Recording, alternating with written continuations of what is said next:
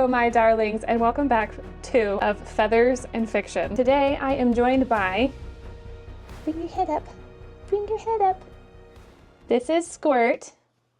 I realize it's like not the best name, but some of my animals just kind of like the names they get just happen. So I might give her a better name, but in the meantime, I've just been calling her Squirt because she's little. And, but she's just a baby still, kind of. She's a teenager at this point. She hatched back in July, so she's still kind of small. But this girl has a poof for her age. Oh my goodness, she out-poofed all her siblings by far. She hatched with the biggest poof and has maintained the biggest poof, huh? And she's so cute. Look at her. Look at her. Look at her cute her little feathers. She's so cute. Yeah. Today we are talking about Bonesmith, probably one of my favorite reads of 2024. We'll get into all the specifics. So if you don't want any spoilers for the book, maybe don't watch this. Read it, read the book, and then come back and watch this and give me your thoughts. But I genuinely enjoyed this book. And I'm glad, because the last book I reviewed, I absolutely hated. So I'm glad to read something that's like genuinely pleasant to read. Let's get into it. But of course, I'm not forgetting today. I brought her a couple of mealworms in. Hey, Squirt. Chick, chick. Oh, there we go. There you go, honey. Today we are talking about Bonesmith. This is YA. But I think that it's a very well done YA. And I know a lot of people say that YA books are typically written just as good, if not better, than adult.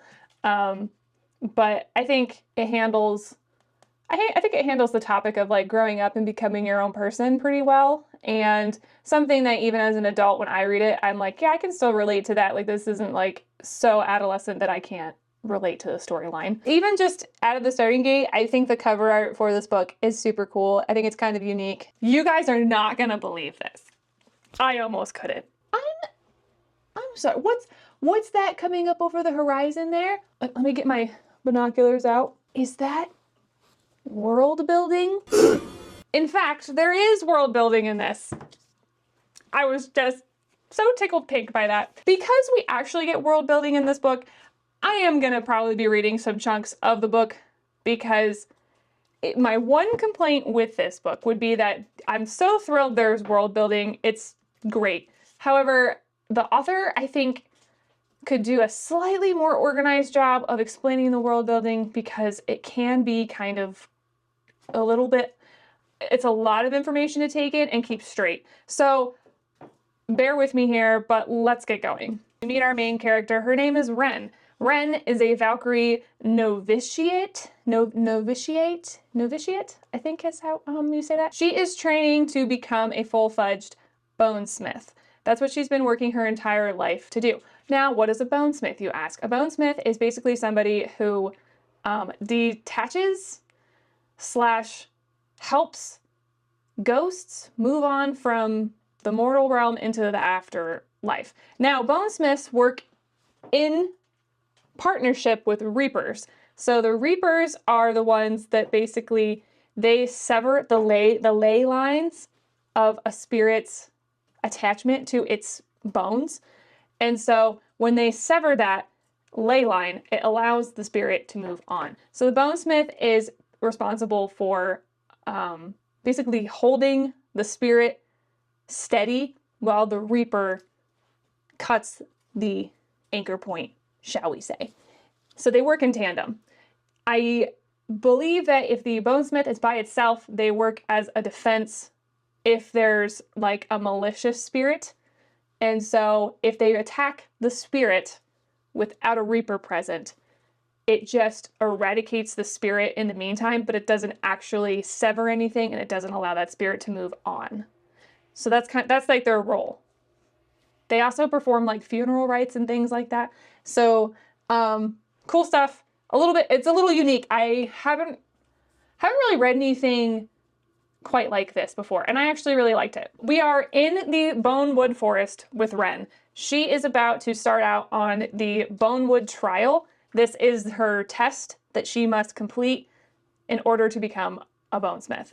So the whole gist of this trial is I believe they have, or the Bonesmith and the Reaper have to work together and they have to reap 3 souls. And once they get the 3, then they cross the finish line, and whoever is first, well, it's not really it's not even like, it's just if you successfully achieve getting 3 souls reaped, you become a Bonesmith. I forget what the Reapers are called. I don't know if the Reapers are just Reapers I don't know. I actually don't remember if that detail was quite fleshed out. We get some context, and again, here comes some of the world building. So the Bonewood Forest is like a training ground for Bonesmiths. It's haunted. It's got hundreds and hundreds of bodies buried there. There's animals, there's people. They do reap animal souls too, which was actually kind of interesting. I liked at one point Ren and her Reaper during the trial, they reap an elk soul, which is kind of interesting. We get some characterization on how like Bonesmiths look. They wear, I think Ren calls it eye black, but it's basically like grease. It's like a grease that they rub under their eyes and above it. And also because she's dramatic, she likes to smear it onto her lips, hence why I'm wearing black lipstick. Let me tell you what, this was hard for me to get on, so that I put a lot of effort into that. Ren puts on her lips to be dramatic, and she like really likes to smear it on, and everybody thinks she's a little dramatic for it, but hey, listen, I'm emo and a slight wannabe goth, so I totally understand. It's pretty cool because the eye black serves a purpose. When they smear it under their eyes, it helps keep the ghost light from like causing a glare. And so there's this ghost light apparently that the ghosts put off, and it's really, really bright. So they wear the eye black to protect their eyes. Interestingly enough, fun fact, because I have my equestrian background, if you will, if you've ever seen a paint horse, aka like a horse that's like 2 different colors, usually it's white and another color, and they're spotted like a cow. If you have a horse that has like a bald face, which is just a white face with like blue eyes, or 1 blue eye and 1 brown eye, some people will actually tattoo black under and around the horse's eyes, because blue eyes, especially on horses, are more prone to blindness and cancer. So they tattoo the black to help keep the glare from getting into the horse's eye, which I actually think is kind of cool. And I watched a video on somebody having it done on their horse to help the horse out. It's in the book, but it's actually like a real thing too. So Ren has worked extremely hard to get to this point in her training. She considered the narrator, there is an actual narrator. So the narrator says that Ren is like the best Valkyrie candidate in her class. She's known for being reckless, kind of a troublemaker. She's a real spitfire. So she gets a lot of flack for that, but that is like a key part of her character. She's just a little unhinged. I was just watching Arcane, did not finish season 2 quite yet, but to be honest, to give you kind of an idea, I pictured Ren to have a lot of characteristics similar to, hang on, Jinx. That's me! Yeah, so a little bit of that just like off the walls type energy. Her main motivation for becoming a Bonesmith is she's trying to prove her grandmother and especially her father, she's trying to prove to them that she is worthy of their love and affection. Incoming daddy issues. So her father is pretty absent, not involved, and doesn't really seem impressed by anything that Ren does. So Ren has been desperate her entire life to win her father's favor. Mom isn't in the picture. Apparently her mother died during childbirth. So Ren only has her very distant, not involved dad. She doesn't really have any friends. Her grandmother is like the head of the House of Bone, and she's a very emotionally distant woman. So Ren is just starved for love and affection, and she will do anything at this point to prove to the people around her that she is worthy of love and respect. Her biggest competition in this trial is her cousin Anera Fell, and Anera is basically like her direct competition. They're both really equally matched in terms of skill, prowess. They're neck and neck, and she just wants to prove that she can be better than Anera. The terms of the trial were simple. Each Valkyrie and Reaper pair must pass safely through the Bonewood, reaping 3 ghosts along the way. They had until dawn. So they're sitting there at the starting line, waiting for the signal to go, and her cousin Anera sits there, and she's like, hey Ren, let's make a deal. How about if I win this, you give up Ghostbane, your dagger, And then if you win this, I'll give you my dagger, which, what was her dagger's name? And Nara's dagger's name is Night Stalker. So they're like, yeah, let's raise the stakes here. The Bonewood trial is interesting because it doesn't flat out say that they should sabotage one another, but there is no repercussions if you do sabotage one another from what it seemed. Ren's responsibility is to reap the souls with her Reaper, but also protect her Reaper from potential ghosts and other Valkyries. So it does imply that like they can kind of get a bit cutthroat in this competition. Ren fixates on her father, who's standing up on this dais above them and her grandmother is present, and she's just like, I have to win this. I can't just win this. I have to win spectacularly. So she's like, I have to be the first person across the finish line. No ifs, ands, or buts. It's not an option. I must. Just a few hours before the trial took place, her father was all like, I'm counting on you to make me proud. And I was like, yikes. No pressure there, my girl. The starting horn goes off, and now they all run off into the woods to reap their souls. Game on. The author in these first few chapters during this trial, they really insert information about the world that we're in right now. So Bonesmith magic is the ability to sense, move, and manipulate dead bones without touching them. Valkyrie magic lends them extra speed and strength, as well as pinpoint accuracy. Here, this was a part of the book that I didn't quite understand, and I may have missed a very brief detail, but a Bonesmith and a Valkyrie, they're like, at first I thought it was the same, I thought they were the same thing, but after reading, I think like they're two separate things. So I think like you can be a Valkyrie without being a Bonesmith, but in Ren's case, she wants to become a Bonesmith. So to me, that seems like it's like a higher step above a Valkyrie. So, take that as you will, but I did get a little bit lost in the sauce on that detail. So my bad. Bonesmiths could also see spiritual tethers, the fibers that connected the ghost to its bones, that were indistinguishable to the non-Bonesmith eye. Reapers had a more delicate touch, able to detect and label every bump and groove, and were better at sensing and locating the anchor bone, the bone that connected the ghost to the body. While all bones in a dead body contained some trace of the spirit, the anchor bone was the strongest. It was usually the bone nearest the mortal wound that had killed the person, or, in the case of death by illness or age, the bone nearest the ailment or first organs that started to fail. I just thought that was cool.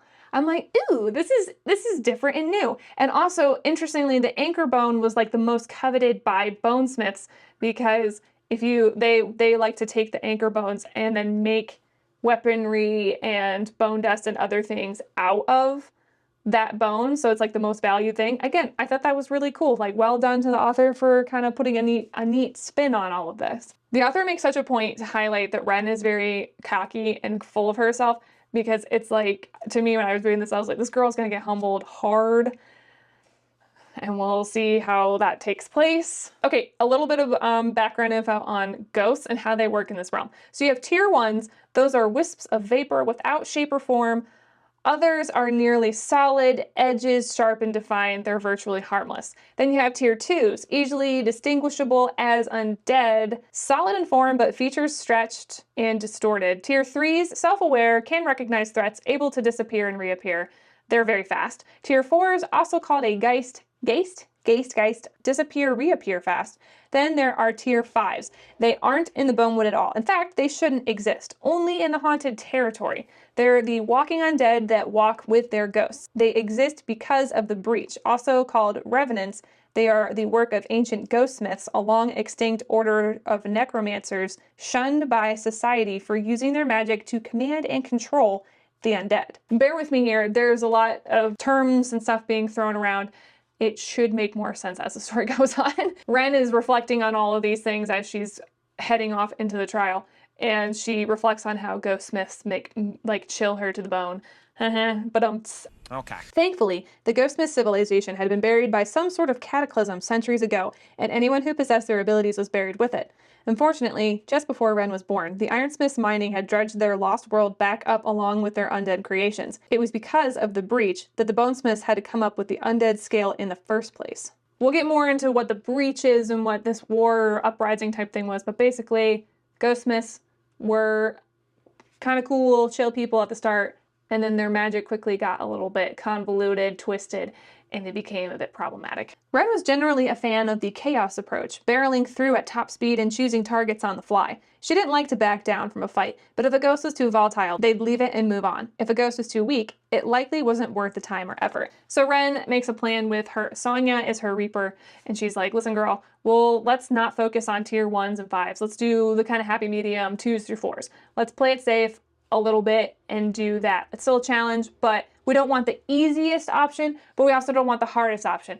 The highest likelihood of us passing this with flying colors is if we go kind of middle ground here. The author describes Ren's character more like, we know that she's a very chaotic individual, but she does have her limitations. So it says that she's average in her magical ability. She's capable in that she has like bursts of power, but she really lacks subtlety and finesse. So I do kind of like that she is very talented, but some of the parts of her character make her also a little bit on the not as efficient or put together Valkyrie. And so I actually like that it's not like she's perfect at everything she does and nothing bad will ever happen to her because she's just perfect and wonderful and blah, blah, blah. Like she's badass, but she has some setbacks and they will cause issues for her in this story. Her father was her only emotional touchstone, but he was never there. It was tempting to wish for more, and certainly she had when she was younger, looking for a mother who was alive or a father who would stay, but anytime someone started to fill the hole her parents left behind, her father would turn up again and she'd forget whatever surrogate she'd attached herself to. The truth was, she wanted something real, even if it was painful. Again, more with the character development that Ren doesn't have any friends. She wants love and affection, but like it's not a world that really where there's a lot of that is. I think just about all of us can relate to that feeling of wanting to be seen, respected, to want that level of intimacy with our loved ones, friends, that kind of thing. And Ren just doesn't have that.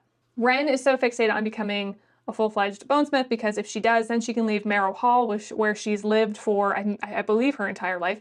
And that'll put her out in the real world. She'll be facing ghosts all across, the provinces or all across the world that she lives in. And so she's dead set on doing that because there is potential that if she does that, she'll also get to travel and fight alongside her father. And that's like really her whole point and purpose of doing this. So Ren and Sonya, they meet their first ghost. We got one!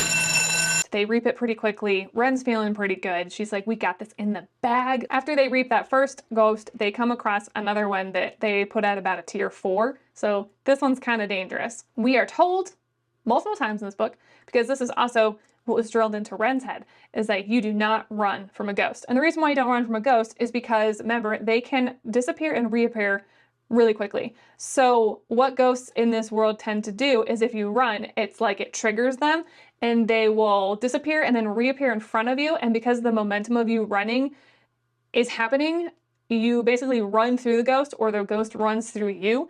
And once that happens, you are now afflicted with death rot.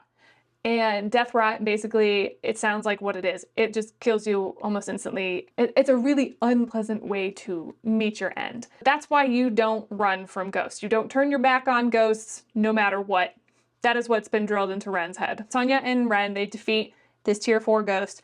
And Ren's feeling pretty cocky because she's like, that blade of Anera's is going to look real nice on my back or wherever she has the sheath for it. 2 in the box! Ready to go! We be fast and they be slow! So as they're going through the Bonewood trial, they end up running into Anera and her Reaper, and something kind of weird happens. So Sonya sees Anera, and then she just walks over to Anera and turns around and like looks at Ren. And Ren's like, what the heck are you doing? What's going on here? It's clear that Sonya is like joining Anera, which doesn't make any sense. So then Ren, because she's cocky, she's like, well, you want to know what? Fine. If you want to betray me, I'm just going to finish this trial by myself. You're going to regret this. Poor Ren, she said with mock sympathy. Daddy will be so disappointed in you. Not only will you fail, but you'll have bargained away his precious ancestral blade. The one thing in this house he actually cares about. That's it.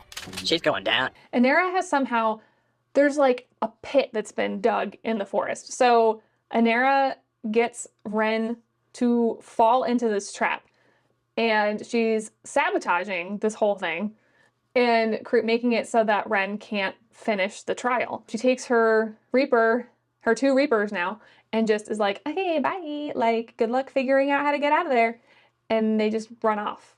And so Ren's left stuck inside this pit by herself. She could just give up. The narrator reminds us that Ren is determined, if not resourceful, in any given circumstance that she finds herself in. So she's like, I'm gonna figure out a way to get out of here and still win this trial. So she's trying to figure out a way to get out. And as she's doing this, she trips over a fairly young corpse. She's fallen into this like mass grave. And she realizes after a few minutes, like, there's just tons of bodies in this pit. And she's like, this is weird because people don't dump bodies in the Bonewood Forest, or at least they shouldn't be. So like, where are all these dead bodies from? They'd stopped disposing bodies in the Bonewood decades ago. It had originated as a way to defend their borders and ward off attack, but that was in the time before the Dominions, when dozens of rulers vied for power and control over these lands. Now, in times of peace, such protections were no longer necessary. There was one piece of evidence that pointed to how this person had wound up dead in the Bonewood Forest. The back of their head was caved in. Something catches her eye, and the corpse has this ring on its finger, and so she takes the ring. Before she even touches it, she says it's like humming with power. She carefully lifted it from the ground, seeing designs carved into the band's smooth surface, another thing Bonesmiths never did. She thought it was a pattern at first, but the odd shapes and lines were actually glyphs of some sort, spanning the entire band. The images nagged at Ren, and she had a feeling she'd seen something similar before. Interesting. Ren suspects part of the ring is made with ironsmith metal because it's black, and apparently ironsmith's metal is like typically black. And so that's also weird because, as we'll find out, ironsmiths aren't supposed to be a thing anymore either in this world. Here's some kingdom lore that I think is better explained if I just read it. But the Bonesmith and ironsmith artisans coming together to construct such an artifact was difficult to imagine. The houses of Iron and Bone had been enemies for decades, ever since the ironsmiths had caused the breach. Ren's father hated them with a particular vitriol, but she supposed that was to be expected. He'd been on the front lines of the battles that had followed, and his older brother Locke, the original heir to the House of Bone, had died in the fighting. The House of Bone was the Dominion's only chance to stem the flow of walking undead that had poured forth from the breach, but the Bonesmiths had never faced such a threat. There was a reason the Ghostsmiths had been exiled in the first place. Their necromancy was not only unnatural, but it was a danger to the very survival of the Dominions. The same things that limited ghosts, their incorporeal state and the fact that they couldn't move far from their bodies, were negated by undead that could carry their bodies with them. Tier 5s had always fascinated Ren, who loved the idea of testing her skills against the Revenants, but as her instructors constantly reminded her, it wasn't all fun and games. Countless people had died at their undead hands, including Bonesmiths and Ironsmiths, as the lands to the east had been lost one by one to the ever-growing haunted territory. Bonesmiths hate the Ironsmiths because they apparently caused the breach and then also caused the uprising. And during the uprising, Ren's uncle, Locke, was the head of the House of Bone. He ended up demolishing all of the other Ironsmiths, and so the Ironsmiths went extinct. So even though they had caused the breach in the first place, the king had offered the House of Iron the chance to relocate to the safe side of the border wall, but they had refused. The border wall was built to protect the Dominions. Apparently, 5 years prior, the Ironsmiths started an uprising to destroy the border wall, but they were again completely obliterated by Locke, Ren's uncle. To be honest with you, I can't 100% remember why the Ironsmiths wanted to eradicate the border wall. I think that's clarified a little bit better throughout the book. Back to the issue of Ren being stuck in this pit. She takes the ring, she pockets it, and she's like, I still gotta get out of here. She comes face to face with a newly risen ghost out of the corpse that she just examined. So as Ren is avoiding this ghost, she realizes, this is when she realizes that she's in this mass grave. Then she's sitting there wondering, was Anera like trying to kill me? Did she know like all these bodies and stuff were down here? Was this like a complete setup for me to be murdered? Things are escalating now. All these ghosts are starting to come up out of these bodies that are down this grave, and Ren's like, I can't take all of them on at once. She takes out she's got this little pouch of bone dust, and she makes this little like barrier around herself. The ghosts can't get like through this barrier. It's like a force field, if you will. It kind of holds them back. Don't worry, Patrick. I'll draw us an anti-sea bear circle in the dirt.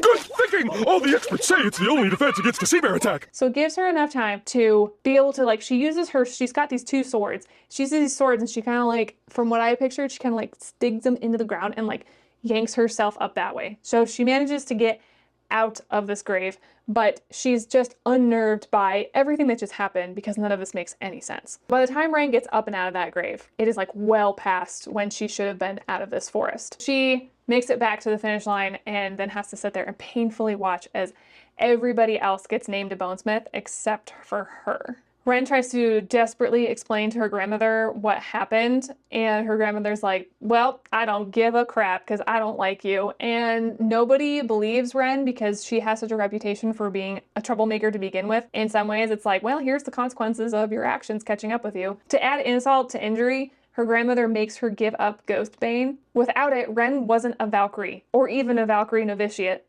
But I need it, Wren said blankly, still clutching the weapon. Lady Smith Svetlana was unmoved. No, you don't. Svetlana had always been a distant presence in Wren's life, a figurehead, not family, but it was all she had left. Please. Svetlana tells her she's not worthy of the blade. Whoa now. She's not worthy of the Valkyrie title. Ouch. She's mad at her because supposedly the story that was told was that Wren abandoned Sonya, and that's like a big no-no. You do not abandon your Reaper. Wren's like, I didn't abandon her. I was sabotaged. And they're just like, we don't care. We don't want to hear it. In Svetlana's eyes, Wren is nothing more than a troublemaker and a dishonor to the Graven bloodline. Wren is no longer welcome in Marrow Hall or the Bonelands at all. She is being exiled to the Breach Fort, which is where that border wall is at. This is straight up exile. This is like one of the worst things that could happen to Wren. So later on, she gets some time to sit down and talk to her dad. Wren's dad, his name is Vance. Vance tells her, sorry, honey, can't do anything for you at this point. This is the circumstance that you're in. However, we might be able to get you out of it. We might be able to do something to prove your worth or whatever and get you out of this crappy situation. But in the meantime, you're just gonna have to go and do this and deal with it. We learn that Svetlana, Wren's grandmother, pretty much hates Wren. Wren was conceived during the Iron Uprising. Apparently, her father had dallied with a fellow soldier while defending the border wall, and Wren was born as the war came to a close. Her mother had died in childbirth, and Vance had returned home to Marrow Hall with Wren in his arms. That, in and of itself, might not be enough to earn her grandmother's ire, except for the fact that he'd been betrothed to the king's daughter at the time. Wren's existence is a constant reminder to Svetlana about her father's scandal. Blame the innocent child, but not your son who went out and did something stupid. Oh, right. Wren tells her dad about that corpse that was in that grave, and how it was pretty fresh, and he's like intrigued by this, but she doesn't tell him that she found the ring. For some reason, she feels like she's got to keep that detail to herself. Wren's never really bothered much with playing by the rules or following orders, but she's like, you know what, for the first time in my life, it might actually do me some good to abide by those. Wren is shipped off to the Breach Fort, but she's got to get on a ship, literally on a ship first, and it's called the Castaway. Which Wren's like, oh, of course it would be called the Castaway. When she reaches land, she's picked up by an older gentleman who's taking a wagon to the fort.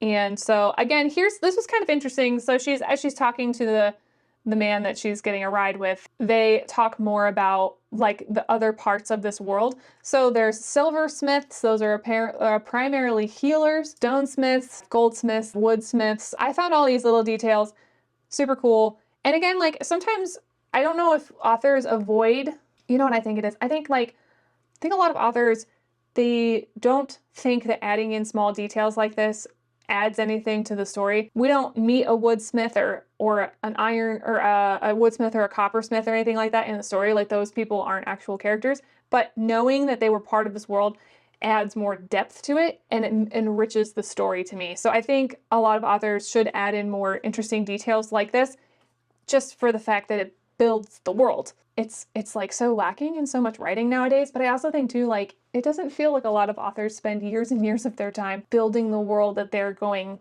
to write about. And I think it shows. And I think this author has clearly thought about this stuff pretty thoroughly. So Wren finally gets to Breach Fort, and she is put under the tutelage, mentorship, if you will, of Odile Darrow. I believe I am pronouncing her name correctly. Odile is the highest ranking bonesmith and former Reaper of Loch Graven, aka Wren's uncle. Odile proves to be the real MVP right off the bat. Your father sent me a letter, she paused, It's just so very typical of him, charging me with your care when he's done such a piss-poor job himself. Wren reared back in surprise, but O'Dial wasn't done. The man spends half his time gallivanting across the dominions, leaving his only child behind in the frigid barren crypt they call Marrow Hall, and then, when the time comes to see you safely settled into your career, he lets his mother ship you off to the Breach Fort, the only child of the heir of the House of Bone. I failed the trial. Do you know who else failed the Bonewood trial? She interjected. Lochgraven. So we learned that her uncle actually failed this trial too, but because he was Mommy's favorite, Svetlana let him, she bent all the rules for him to get him to become a bonesmith. And so Wren's like, not pleased to hear this detail. The reason why Locke was given a pass was because he failed for being heroic and saving weaker classmates from an attack of Geists, which would be like, level 4 and higher, tier 4 and higher for a ghost. So his heroics were rewarded. Even though Wren is ticked off hearing that her uncle was given a pass, she's dumbfounded because this is the first time in her life anybody's ever really given her unapologetic truth. She feels understood and not so alone now that she's in the presence of O'Dial. O'Dial takes Wren on a tour of the fort, shows her where everything is. She explains to her that no one has entered the haunted territory since the uprising, so the haunted territory is where the breach is. That's where all those the revenants and tier 5 ghosts. Are you pecking my straw? What are you doing? That's where the uprising took place. There's a lot of dead people there. So Wren's disappointed because she finds out that nobody really goes to the haunted territory. And she's like, that's where I gotta go to prove my worth. O'Dial assures her something will present itself to prove her worth. And in the meantime, I'm the one who reports back to your father. We'll make a hero of you yet. But why? Wren asked, totally taken back. Why help me? O'Dial looked at her for a long time, but it wasn't her father's measuring stare or her grandmother's cold evaluation. It was soft and gentle and maybe a little sad. Because somebody should. So Wren has her first full week passes at Breach Fort, and it's super boring. She is trying for the first time in her life to do everything correct. O'Dial and Wren are sitting there talking, and they've already established, within this first week, that they're very comfortable with one another, and Wren feels like, again, this is almost like the grandmother she never had. We learn that O'Dial lost pretty much her entire family during the uprising. Wren notes that it's actually humbling to hear somebody speak directly about what happened during the war and how that experience impacted her. Because remember, her dad and Svetlana, they don't really talk about what actually happened during the war. I understand not a lot of people want to talk about dark stuff like that, but Wren doesn't hardly know a single thing about, and this is part of their history, right? And she doesn't really know what goes on. It is important to note that the uprising, Locke, Wren's uncle, he is considered a hero. So then as they're sitting there chit-chatting, O'Dial gets a message from Commander Duncan. Man, she's really picking my straw. So as they're sitting there, O'Dial gets a message from Commander Duncan that Prince Leopold is coming to visit the Breach Fort, and this is Wren's chance to prove herself. O'Dial nodded. The third Prince Leopold shall grace us with his presence, drain our meager resources, then continue on his grand tour of the dominions. There will be meetings, dinners, inspections of the fort and its defenses. Wren frowned. You think I can prove myself to him, a prince? O'Dial tilted her head. Can you think of anyone better? Besides her father? No, she couldn't. How? Leave that to me. O'Dial then takes Wren into the lowest part of the dungeons that are in this fort. And we find out that O'Dial is actually secretly a black market seller. So she's got all this stuff down there that they sell. It seems like the commander of the fort is aware that it's going on, but he benefits off of it to some degree, so he allows it. Wren's sitting there, she's like, okay, I see that you're a black market seller, but why sell me all of this? O'Dial's like, well, here's the thing. Wren returned her attention to the woman. Why are you showing me this? O'Dial shrugged, a determinedly nonchalant gesture, but there was tension in her shoulders. If anything should ever happen to me, it's important somebody knows their way around. And now you know more than one way out of the fort, just in case. So after a few weeks of eager anticipation, Prince Leopold arrives. The commander requires a representative from each branch of the fort's defenses to be at this kind of welcoming dinner. O'Dial, miraculously, she comes up sick. And so Wren has to go fill in for her. So she goes to this feast and she sees Prince Leopold, and he's close in age to her. He looked every bit the royal, dressed in rich black velvet with shiny leather boots and a delicate woven circlet atop his head. But he looked every bit the goldsmith, too. the thread in his jacket, the rings on his fingers. Even his eyes were as gold as a cat's, glinting with amusement as Wren approached. He was good-looking, as the reports had claimed, with a halo of caramel-colored curls, full lips, and smooth, light brown skin. He was pristine to the point where she'd fear to touch him in case she wrinkled his clothes or mussed up his hair. Or maybe that would be the fun of it. Wren has this, like, she sees people that are, like, really clean, put together, and she's like, I just want to rough you up a little bit. But Wren has to remind herself, she's like, no, I am playing by the rules right now. Like, there's no shenanigans for me. Prince Leo makes a comment. He meets Wren, and he hears her name, and he makes a comment that that's an unusual name for a bonesmith. She's surprised that he's knowledgeable of her house's customs. For a bonesmith, being named after an animal was considered silly and trite. I was named by my mother before she died. And so Wren, like, directly tells him this fact about herself, and then she kind of regrets it. She's like, I'm oversharing, and I probably shouldn't do that. This works in her favor because Leo is very charmed by her. He tells her, like, hey, I know your dad, and he's kind of a boring, not so fun guy. He's not much fun despite what the stories claim. He paused. Are you? Fun? A hint of a smile tugged at her lips. She schooled her features back to seriousness. I am, your highness, or else I wouldn't be here. Which I thought that line was just kind of funny because it's like, yeah, if you weren't such a little troublemaker, you probably would be a bonesmith by now. But, I mean, where would the story be if you didn't mess up and go on this adventure, am I right? They hit it off immediately. Leo asks her, like, what's the point of your eye black and this makeup that you're wearing? It's very dramatic. And she goes, well, what's the point of the makeup that you're wearing? He's like, well, because it makes me look good. And she's like, exactly. The narrator notes that the prince becomes this, like, very bright spot in Wren's life. She's having a drink, enjoying herself, conversating with the other representatives, and realizes for the first time in weeks she feels a flicker of hope. The feast winds down for the night. Wren goes back to her room. She's preparing to go to bed, and she hears this noise at her window. And so she goes over and opens it up, and it's Leo. He's, like, holding on to the edge of the window, and he's, like, clearly very intoxicated. So Wren hauls him into the room. She's like, what the heck are you doing? Leo tells her, he's like, listen, I don't want to sleep with you. I just am looking for a bit of fun, a bit of a distraction, if you will. And Wren is trying to be responsible. She's like, well, someone's going to be looking for you eventually, and I'm not getting in trouble. She's like, listen, I have a reputation to uphold here. Like, I'm trying to be a good law-abiding citizen, and if I'm found with you, that I can kiss that goodbye. So he tells her that no one will be looking for him for quite some while, and he motions towards the commander's tower that's, like, in the distance.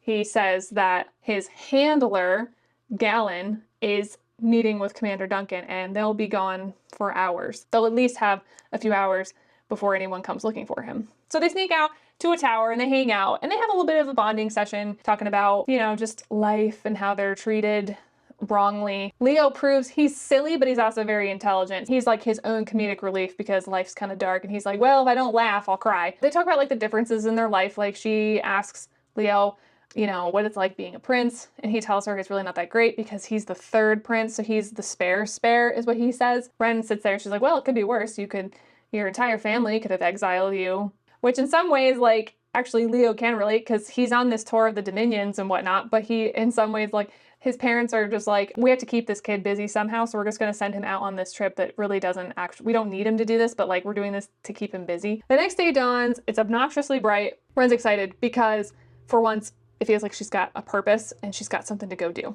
Odile is still sick, so Wren is still acting as her representative. So she goes up to breakfast, and it notes that Leo is, like, very hungover, but he seems a bit more withdrawn today than he was the night before. Wren wonders if he's feeling nervous or anxious about going out to inspect the breach fort walls. Commander Duncan tells her that she will be part of the patrol party that goes out to do all this inspection of the wall. Leo tells her she's riding with him because he feels much, much safer with her by his side. Wren climbed up somewhat smugly. It was a strange feeling to be wanted, to be seen as a valued friend rather than a last option or nagging burden. And I think that is a very relatable feeling. She smiled. Ready to have some more fun? She whispered into Leo. Oh wait, sorry, she whispered. She smiled. Ready to have some more fun? She whispered into Leo's ear. Commander Duncan glared.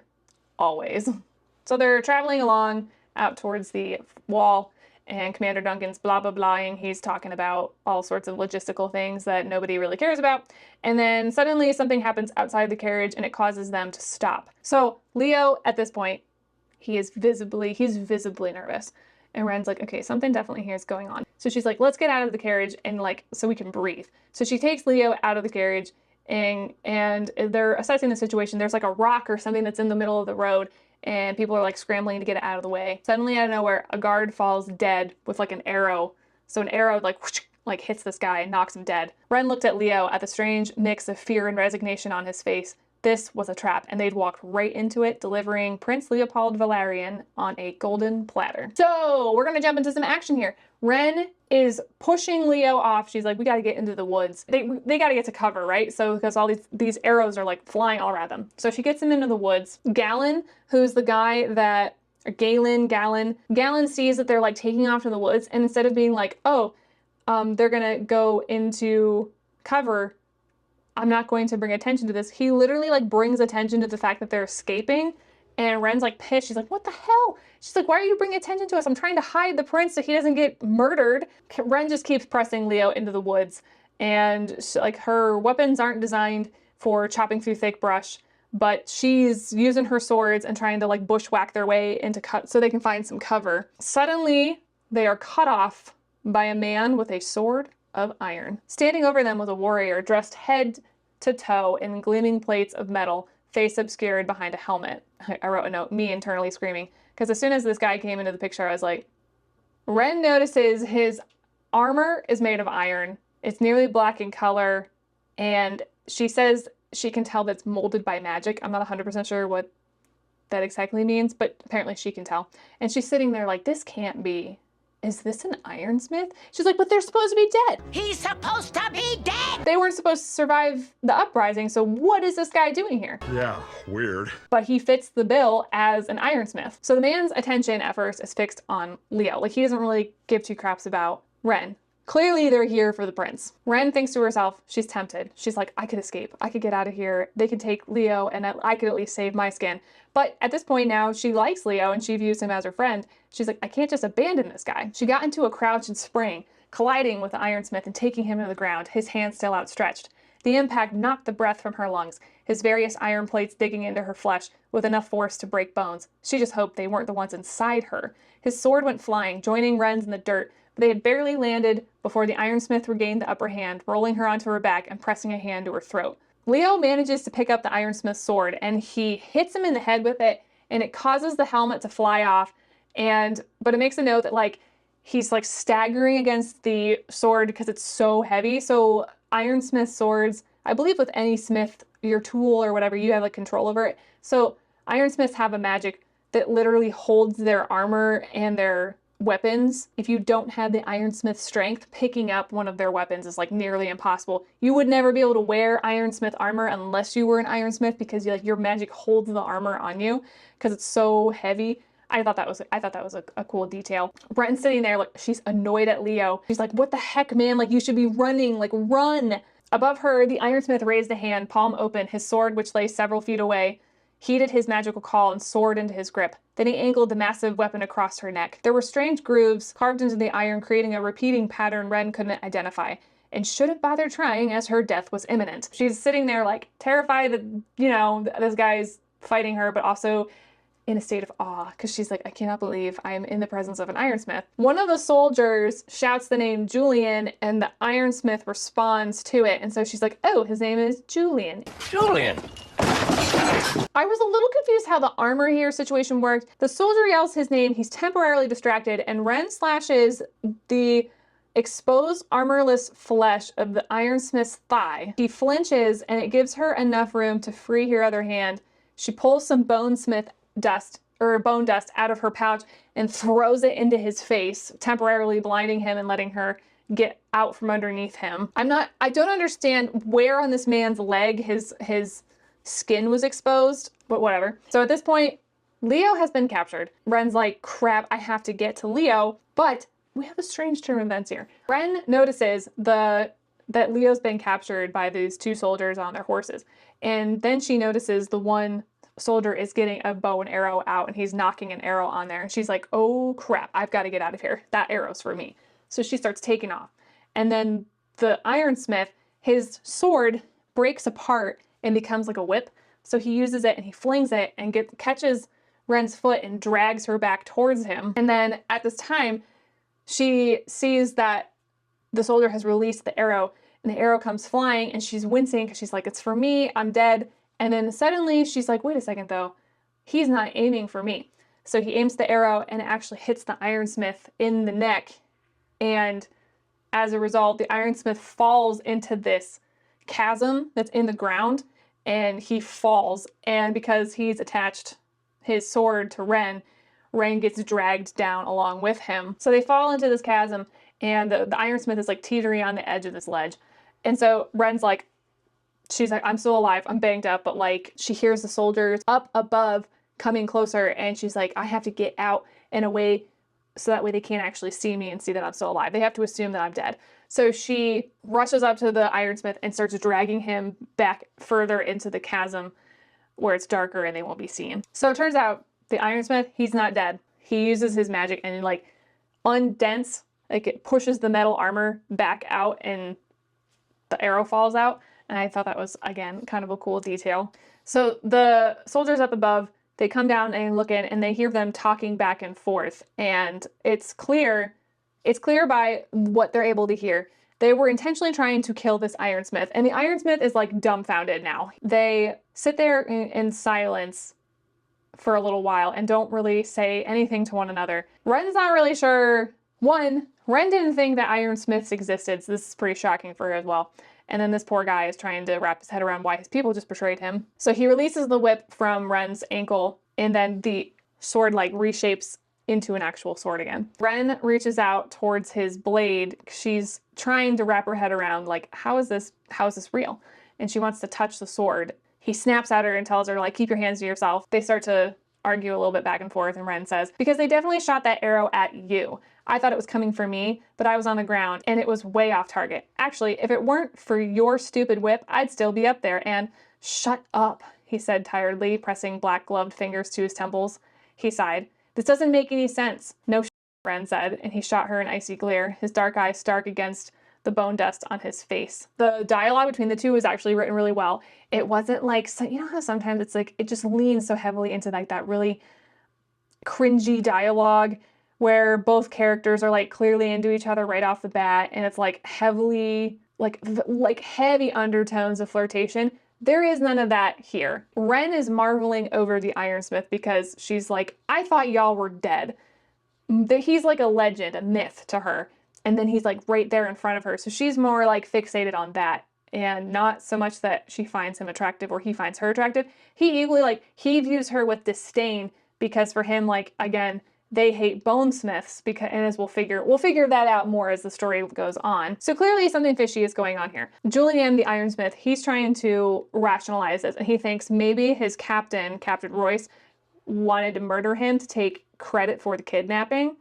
And as they're sitting there debating all this, Galen and Commander Duncan show up searching for Leo and Ren. Julian crushes Ren up against him and slams his hand over her mouth so she can't speak.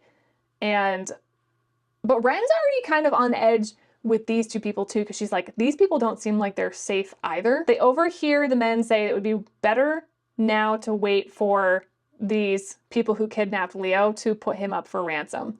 And Ren is pissed. She's like, these guys aren't even gonna try to find the prince. She's like, what the heck is going on here? Like, you should go after this prince, like, with everything you got. Why aren't they even trying? So then this plan starts to formulate in Ren's head. She goes, I'm now here with this ironsmith who's been betrayed by his people, and this ironsmith knows exactly where they're taking Leo. So maybe we should work together. Ren figures that Julian will be able to get her through the breachland since he lives in this area and actually knows where everything is. She can handle any of the undead that they come across, and he can handle any of the full combat type stuff because he's got the weaponry to handle that. And she's like, hey dude, why don't we just make this deal? Why don't we work together, go rescue the prince? Julian's sitting there and he's kind of like, well, what's in it for you? Like, why do you want to go save this prince? The prince is my ticket out of this place, she says, gesturing vaguely in the direction of the fort. If I rescue him, I'll be able to prove my value and get whatever posting I want. He is important, and so by getting him back, I will also become important. She keeps it to herself that she genuinely likes Leo and has a friendship with him. They decide they're going to become partners in this, and they're going to go together and rescue Leo. Now, what happens after they rescue Leo? They're like, we're not 100% sure, let's just rescue the kid first, and then we'll figure things out from there. They end up using Julian's sword whip thing to fling it up out of this chasm and hook it around some roots. Ren climbs up a bit and she smashes up onto the ground. She's like not as graceful. And then Julian comes up the whip after her, and he's like far more put together and sophisticated.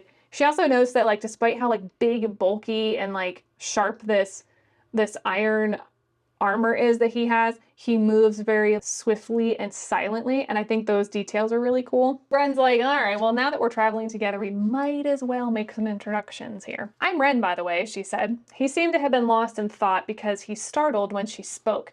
His dark eyes flicked in her direction. And you are? She pressed when he remained silent. I heard them talking to you before they tried to kill you, that is. James? Jules? Jim. James. Jimothy.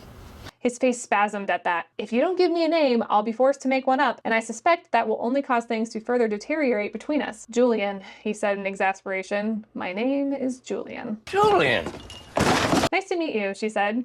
He shot her a glare. They're making their way through the forest, and they encounter a group of bandits. Ren is itching to fight. She's like, I want to sink my knife into somebody's face. Julian is like, hang on, we can call this off. We don't need to fight. Julian says that he offers to buy their horse for this just a ridiculous amount of money. And he's like, and they're like, yeah, well, with what money? And he was like, I have money. It's just at the Iron Citadel. The Iron Citadel is supposedly not supposed to be a thing at all, but then Julian just casually mentions it. The negotiation efforts do not work. Ren can feel dead bodies in the ground, and so she's like, I'm gonna spook these guys and see if I get them to like run off so we don't have to fight all of them. So she plunges her swords into the ground and calls up all these dead bodies, like all the bones and stuff. So all these bones rise up out of the ground, and the bandits are like so scared by all of this. So her swords are made of bones, and because of that, they act as like, they help siphon her power better. So Ren rises all these bones up out of the ground. She's trying to just cause a distraction and to scare these guys off. Julian commands her like, hey, stay put and don't cause things to escalate any further, and she ignores him. While she played a strange game of cat and mouse, Julian had started to cut down his foes with brutal efficiency, the blades at the ends of his staff wicked sharp. But he's not exactly killing anybody, he's holding back a bit, and basically he's just knocking these people out. Bren's sitting there and she's like, she's about to yell at this guy because he's not actually killing anyone. And she's like, you need to like axe these guys so they don't become a problem down the road.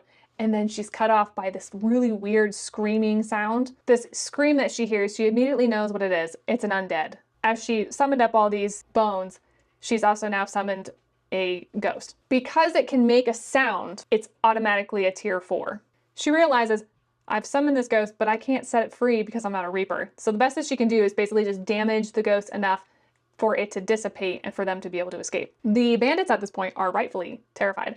And they do what any normal person would probably do in this circumstance. They run. I'm running for my life! Remember, you're told not to run because for some reason, if you run and a ghost sees you running, it's like triggers them into the whole reappear, disappear, reappear thing, and then you run through them and get death rot. So one of the bandits runs and the ghost is triggered by this and it disappears and reappears in front of them, and they watch this bandit run through a ghost, and death rot is on set immediately. Especially because it went clear through his chest. Ren is manages to dispatch the ghost for now, and it dissipates into a wisp. So the fastest way for them to find Leo is to go through the haunted territory.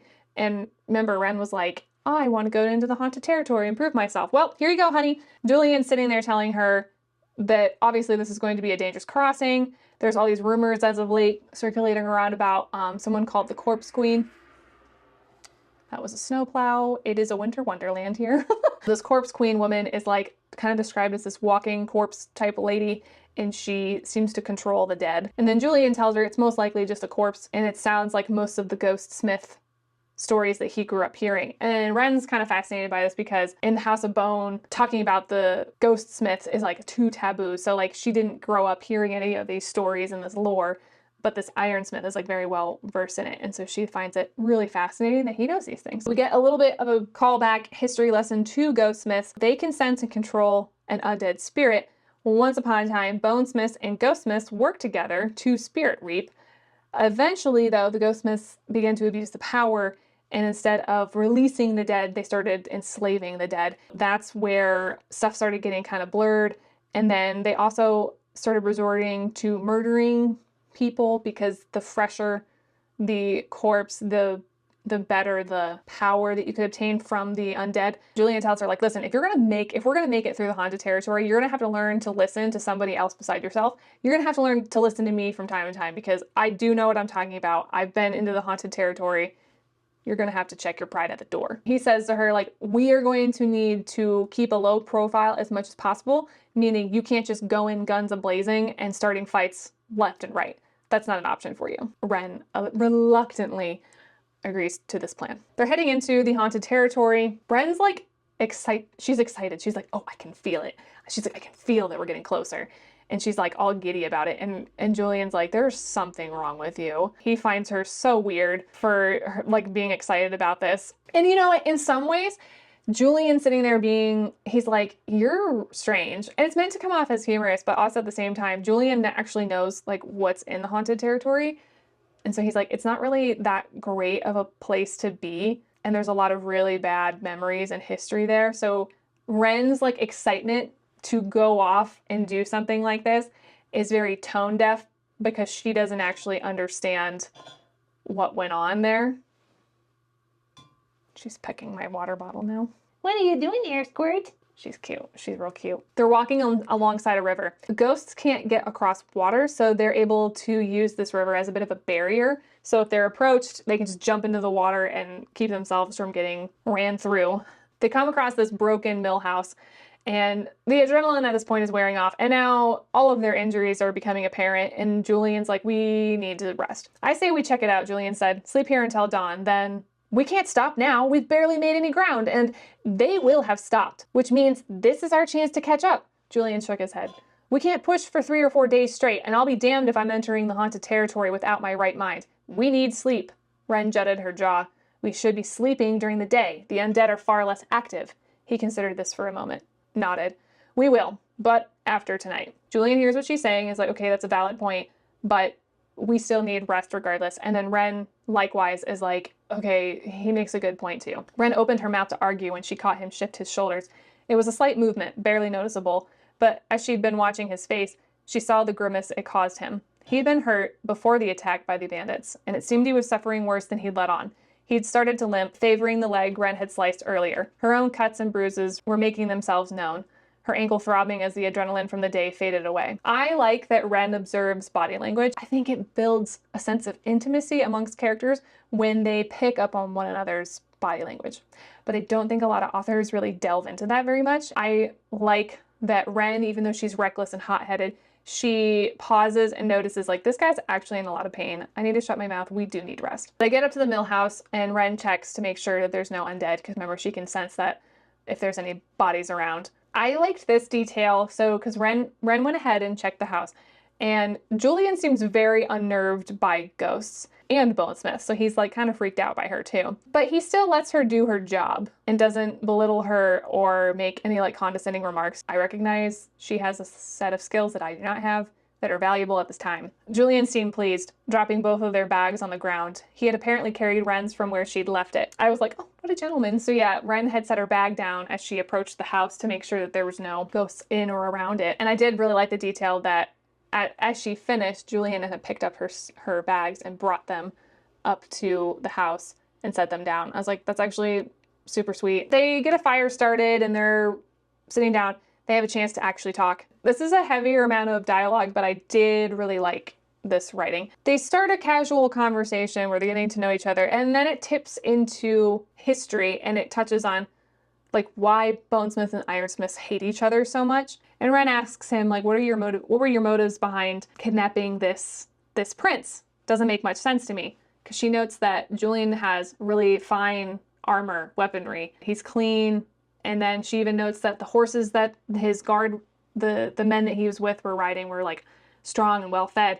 She's like, what kind of gain do you guys get from taking this prince? Like gold, riches? It seems like you guys are pretty well off. He's not like willing to really admit why they were trying to take the prince. So then Ren's sitting there considering, she's like, well, is it because you want re-entry into the dominions? You want to like come back into regular society? You want to be forgiven for the causing of the uprising and the breach? Her mentioning this causes Julian to snap a little bit. Forgiveness for trying to save our people from the breach, Julian snapped. Forgiveness for storming the wall that kept us penned in like livestock, like sheep trapped with the wolves. Ren straightened in her seat. Anger radiated from him, and she feared her attempts at idle conversation might come to more physical blows, but she wasn't going to back down. You caused the breach in the first place, she said, her voice as calm as she could make it in the face of his fury. I hardly think. Believe me, I know. She scowled. If you hadn't been overmining, none of this would have happened. You'd still be part of the dominions, your house noble and powerful, and you'd be nothing. Ren glared at him, and he smiled slowly, viciously. Isn't that right? Your nobility, your wealth, your revered position in society. The House of Bone has none of that without the breach. You're right, Ren said lightly. Without the breach, we'd just be the only thing stopping the dead from rising in every corner of the dominions. There wouldn't even be the dominions without us.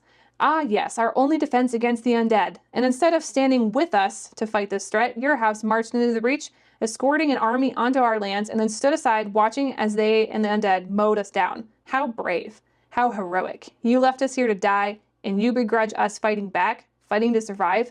We need no forgiveness, we need justice. He stormed out the door without a backward glance. There's depth to the politics and the government and whatnot in this world, and it's very messy right off the bat.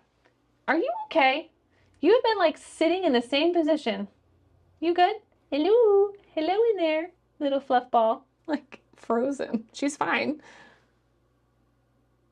All right. Ren understands like why Julian's people would have fought back. And so she has this bit of sense of empathy. And I think the ability to have a sense of empathy towards someone who is like your enemy, it's a very mature way to be. Ren's sitting there and she's reflecting on this conversation.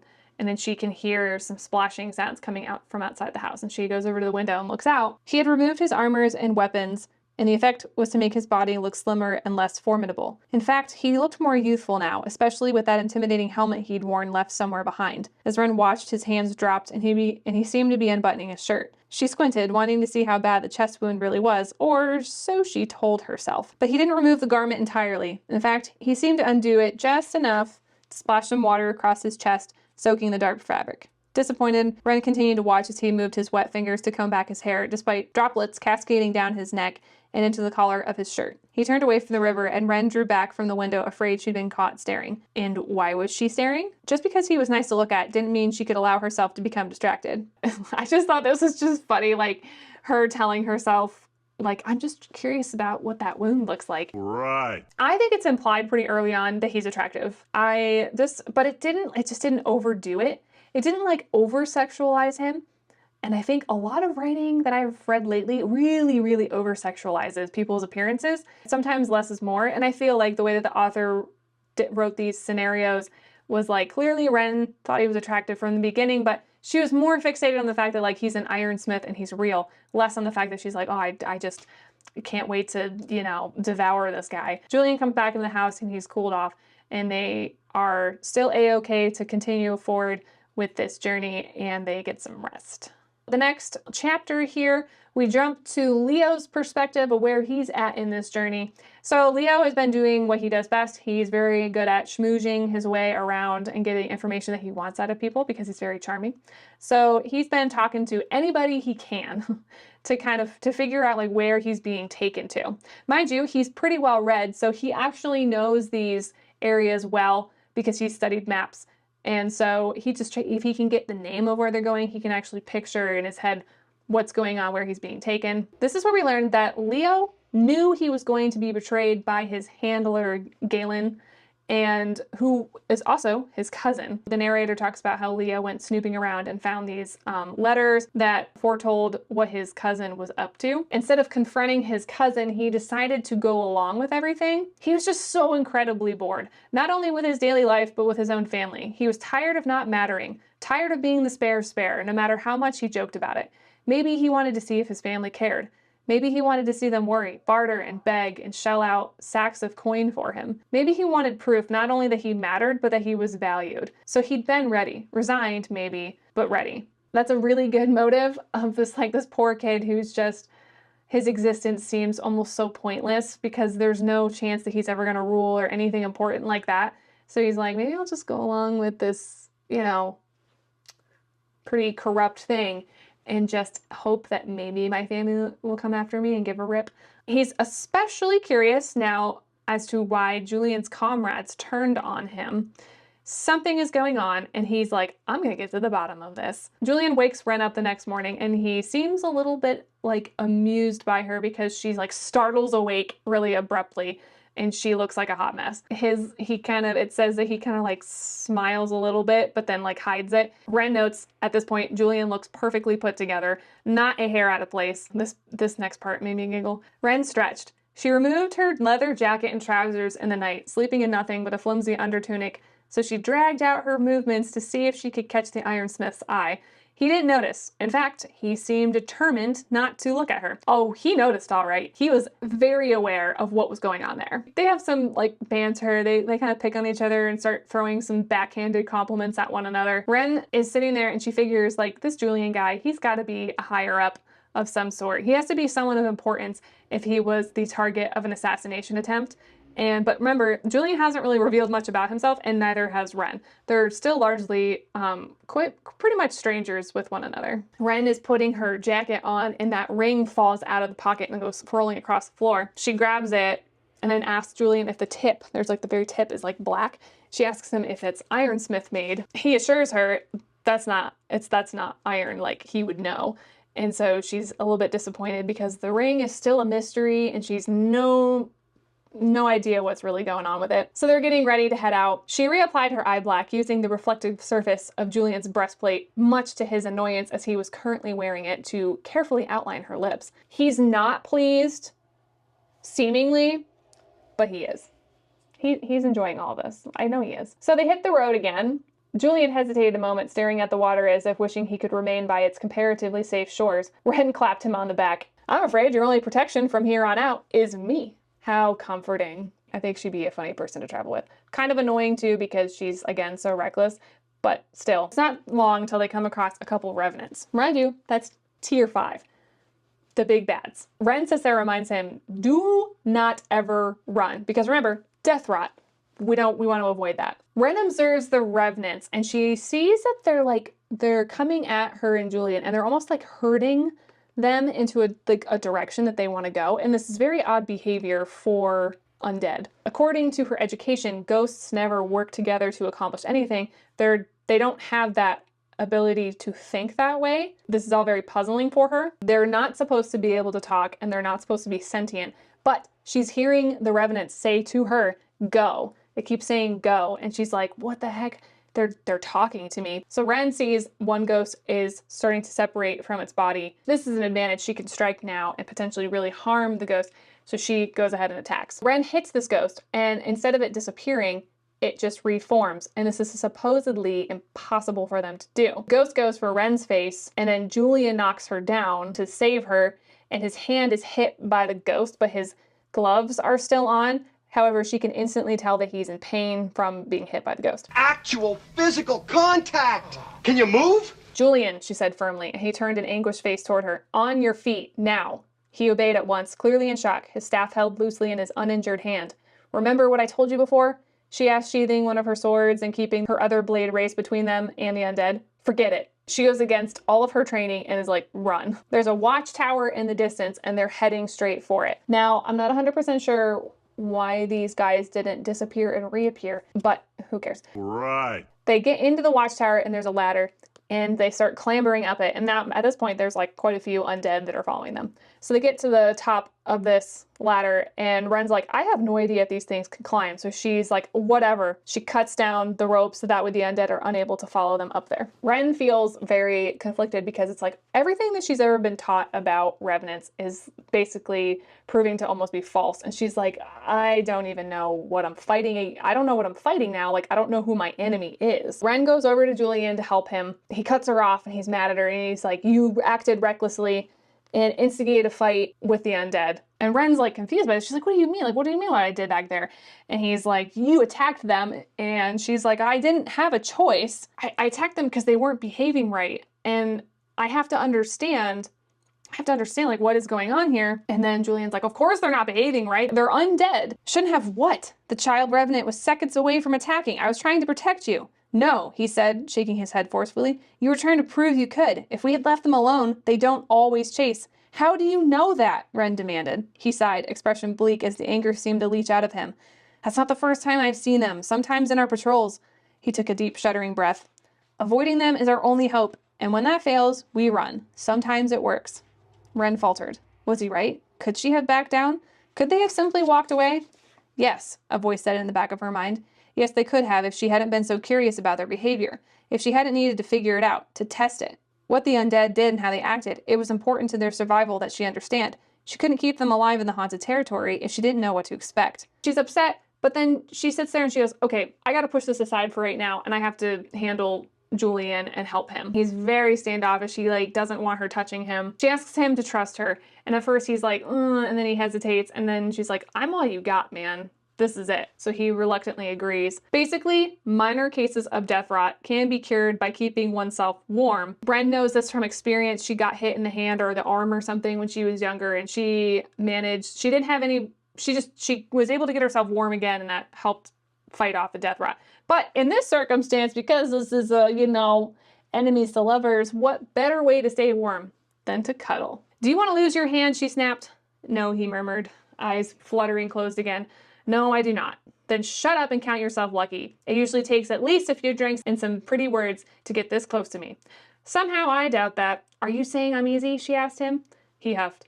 I'm saying you have no interest in pretty words. For some reason, that statement made Bren's throat tighten. It's a good thing too, since I haven't gotten a civil one from you since we met. So Ren wraps her arms around him and she's facing him. I believe like they're laying down facing each other. And he's like all rigid and she tells it. She's like, knock it off. Just stop. Like, I'm not going to do anything to you. I'm trying to keep you warm so that we can fight off this death rot. Gradually, the heat starts to build and he relaxes. His breathing went from shallow and tight to deep and slow. His cheek lowered, propping itself on the top of Ren's head. He muttered something into her hair. What? She asked, tilting her head slightly. Thank you. So I thought that was really sweet. Honestly, and again, like, okay, I know that's a stereotypical trope where like, oh, somebody's injured and the only way to heal them or whatever is to cuddle or whatever like that. But it, again, like, it didn't jump immediately into anything overly sexual. I think it was just like, it's building the trust between these two characters. The iciness that they're feeling, it's starting to melt and disintegrate. Ren wakes up a little bit later and she looks over at Julian and he's asleep and doesn't seem to be in pain, meaning that the death rot is not progressing. She gets up and moves away from him because she figures like, he probably doesn't want to be close to me. Anyway, his frown deepened at her departure as if unhappy with the sudden space between them, and the incongruous sight of it wormed its way into Ren's chest. Of course he was sleeping, and how he actually felt was the exact opposite. He'd never want her so close to him again. Nah, girl. He's gonna want to be much closer. I mean, come on. Let's stop gaslighting ourselves here, shall we? She piles the remainder of their blankets or whatever on top of Julian to keep him warm. She perches herself up next to the trapdoor with her swords, and she's like, I'm ready to fight if something comes after us. I actually liked this role reversal a little bit, because normally it's the dude protecting the girl, and in this case, Ren is very selflessly giving up comfort for herself and giving it to Julian and protecting him, and I liked that. So they wake up the next morning and are immediately a lot more relaxed with one another. Ren notices Julian is wearing a bracelet, and she asks him about it. At first she's sitting there thinking like, oh, this is definitely from a lover. Yikes, like I disrespectfully was cuddling with somebody else's man. And then he's like, no, it's for my sister. She gave it to me and I wear it and it, just reminds me of her. Apparently his sister gave him this bracelet in hopes that it would like keep him safe. Ren's like, well, clearly it's worked, because like it saved you from the arrow and now you just survived death rot. And he's like, that was the armor's doing that saved me from the arrow. You saved me from the death rot. So the bracelet did nothing. Then he huffed out a laugh. I tried to tell her, I am literally covered in iron. 3 extra rocks won't do much. But she wouldn't hear it. She's superstitious and stubborn. I like her already. He tilted his head. Yes, I suspect that you would. What about last night? That was the hand that almost got exposed. I think she's onto something. I think I have you to thank for that, he said. Ren's stomach squirmed at the intense, unguarded look in his eye. I thought I dreamed of you, he muttered, then froze. I thought I dreamed it. Ren stood and picked up her coat, smiling as she pulled it on, delighted at the flush crawling up his face. I guess today is the day your dreams have come true. He gave her a flat stare and she laughed. I thought him saying that was kind of sweet because he's still trying to recall like the previous day's events, and then he's like, oh wait, I just realized now that we were like kind of cuddling and whatnot last night, and maybe I kind of liked it. Alrighty everyone, I talked about this book for a super long time, so I am once again breaking this up into 2 parts. So next week I will release part 2. Thank you all so much for joining me and listening to me blab about one of my favorite books. I'll see y'all in the next one. Toodles!